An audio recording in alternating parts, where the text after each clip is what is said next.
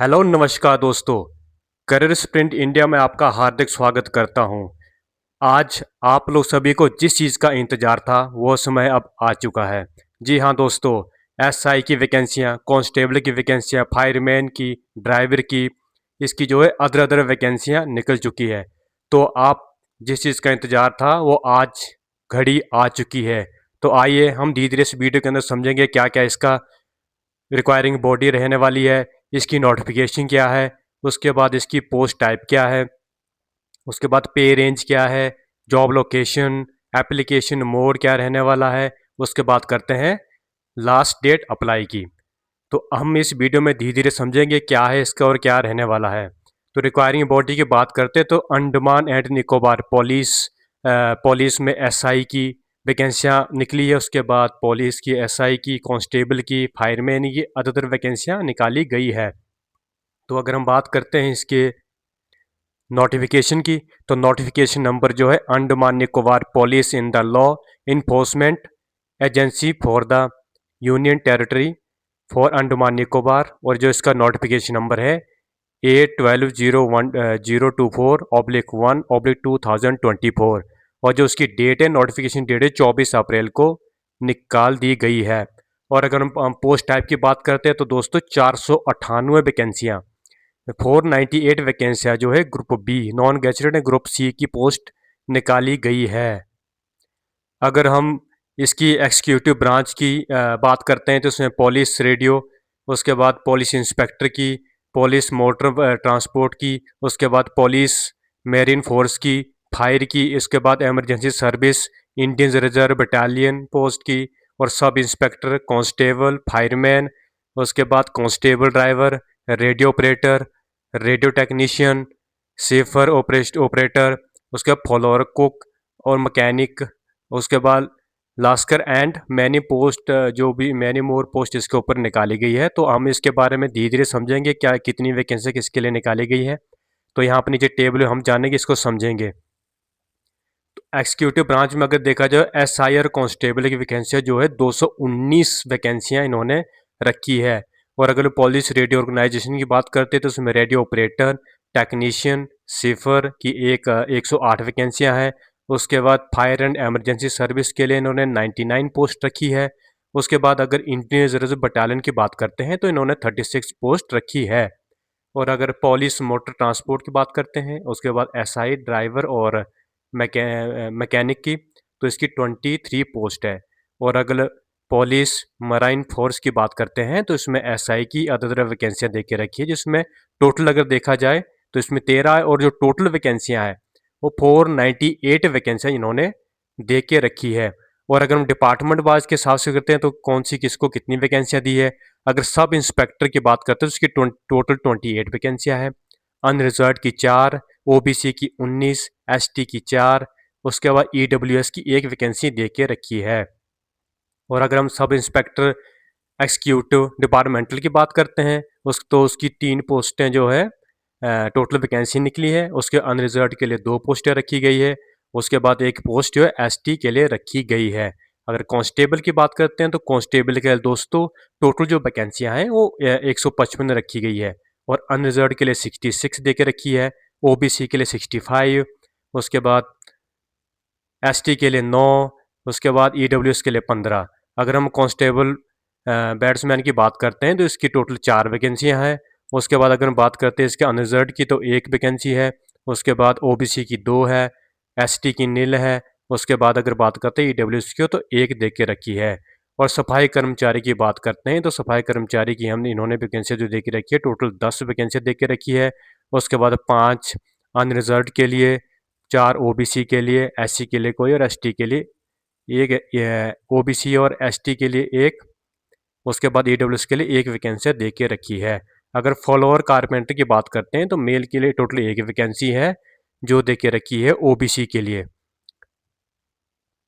और follower cook की बात करते हैं तो फॉलोअर कुक में टोटल 13 वैकेंसियाँ दे के रखी है, जिसमें 6 अनरिजर्व के लिए, उसके बाद अगर 6 अनरिजर्व के लिए, ओबीसी के लिए 5, उसके बाद एसटी के लिए 1 और ईडब्ल्यूएस के लिए 1 दे के रखी है। और फॉलोअर टेलर की बात करते हैं तो इसमें टोटल वैकेंसियाँ एक है और एक ही अनरिजर्व्ड के लिए दी गई है। उसके बाद अगर बात करते हैं हॉल और बार्बर की, तो उसकी भी हम आपको जो है एक वैकेंसी टोटल दे के रखी है, जो ओबीसी के लिए दे के रखी है। अगर हम फॉल और वाशरमैन की बात करते हैं तो उसमें टोटल वैकेंसियाँ 3 दी है, अनरिजर्व्ड के लिए 1 है और ओबीसी के लिए 2 है। उसके बाद पुलिस रेडियो ऑर्गेनाइजेशन की बात करते हैं, जो रेडियो ऑपरेटर एएसआई, जी हाँ दोस्तों, जो रेडियो ऑपरेटर एएसआई है उसकी टोटल 71 वैकेंसियां हैं। तो इसमें आपको काफ़ी अच्छा मौका मिलने वाला है। 30 अनरिजर्व्ड के लिए है, उसके बाद 24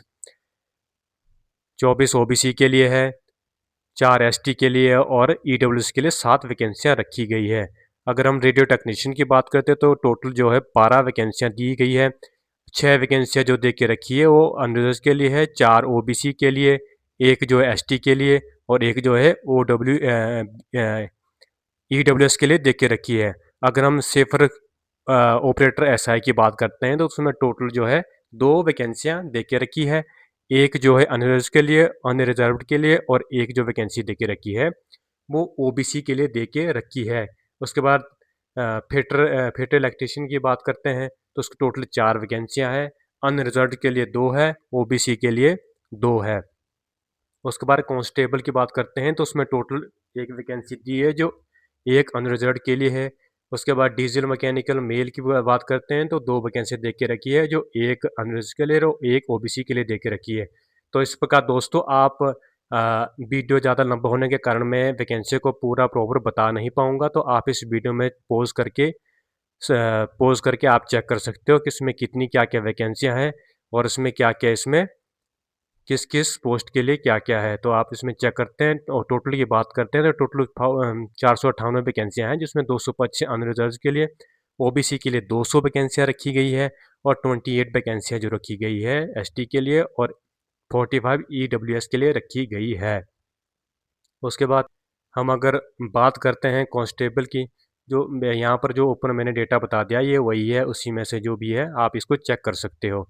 अगर क्वालिफ़िकेशन की बात करते हैं तो एजुकेशन क्वालिफ़िकेशन क्या रखी गई है सब इंस्पेक्टर के लिए, अगर हम देखते हैं तो इसके लिए ग्रेजुएशन, किसी भी डिसिप्लिन के अंदर ग्रेजुएशन होना बहुत ही ज़रूरी है। इसके लिए किसी पार्टिकुलर सब्जेक्ट की ज़रूरत नहीं है, आपका ग्रेजुएशन होना ही काफ़ी है। उसके बाद हम बात करते हैं कांस्टेबल, फायरमैन, ड्राइवर की, तो उसके लिए 10th पास, उसके बाद +2 पास दोनों होना ज़रूरी है। किसी भी बैलेट बोर्ड के द्वारा आपने 10th और +2 पास की हो। उसके बाद अगर रेडियो ऑपरेटर की बात करें, टेक्नीशियन की बात करते हैं और शेफर की बात करते हैं तो उसके लिए आपको जो है 12th का पास होना और प्लस में आपके पास आईटीआई का डिप्लोमा, इलेक्ट्रीशियन, उसके बाद रेडियो ऑपरेटर का डिप्लोमा होना ही ज़रूरी चाहिए। उसके बाद अगर हम बात करते हैं फॉलो और बैक की पोस्ट की, तो उसके लिए को कारपेंटर हो गया, बार्बर हो गया, टेलर हो गया, उसके लिए क्या है आपके पास सिर्फ 10 पास होना ज़रूरी है और आपके अपने ट्रेड के अंदर एक्सपीरियंस होना बहुत ही ज़रूरी है। अगर हम पे लेवल की बात करते हैं दोस्तों, तो इसका पे लेवल जो है काफ़ी अच्छा रहने वाला है। आपका जो पे लेवल है 1 से लेके 6 के बीच में इसमें रखा गया है, जिसमें अगर हम पे लेवल 1 की बात करते हैं तो 18,000 से 56,900 आपका जो है फॉलोअर सफाई कर्मचारी के लिए रखा गया है। उसके बाद नर्सिंग असिस्टेंट का पे लेवल 2 रखा गया है, जिसमें आपकी 19,900 से 63,200 के बीच में आपकी जो सैलरी रहने वाली है। और अगर पे लेवल 3 की बात करते हैं, कांस्टेबल, फायरमैन, ड्राइवर, तो उसके लिए क्या है पे लेवल 3 है, जो 21,700 से लेके 69,100 के बीच में आपकी सैलरी रहने वाली है। और अगर पे लेवल 4 की बात करते हैं, जिसमें डीलिंग असिस्टेंट, स्टोर कीपर, इसमें आपकी सैलरी जो है पे लेवल 4 के हिसाब से 25,500 से लेके 81,100 के बीच में रखी गई है। और अगर हम पे लेवल 6 की बात करते हैं, sub inspector grade ASI rank के लिए जो भी है आपका पे लेवल 6 रखा गया है। जी हाँ दोस्तों, इसकी जो आपकी सैलरी रहने वाली है 35,400 से लेके 1,12,400 के बीच में रहने का अनुमान है।